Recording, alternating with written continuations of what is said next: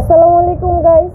আজকের এই একটা তুফানে আমার সব স্বপ্নগুলা শেষ, একদম শেষ। দেখেন ওই পাশে তো আছেই মুরগির বাচ্চাগুলা।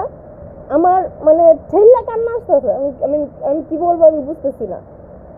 আসলে আমার মনে হয় না যে এই মুরগিগুলা যদি না থাকে, যদি মারা যায়, আল্লাহ না করুক, আমি চাই না, যদি মারা যায় তাহলে আমার মনে হয় না যে আমার আর মুরগি পালা বা খামার করা হবে বা আমি করব।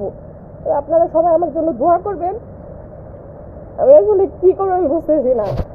এগুলো তো এখনকার এখানে কাহিনী, মানে আমি বুঝতেই পারি নাই যে এই পানি আইসা এইভাবে একদম শেষ হয়ে যাইব। হ্যাঁ, আস্তে আস্তে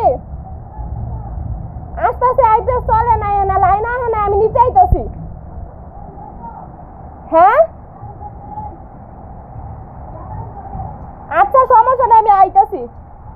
তো মানে আপনারা কিভাবে দেখতেছেন কিনা আমি মানে জানি না, তবে ওই পাশে বাচ্চাগুলা শেষ।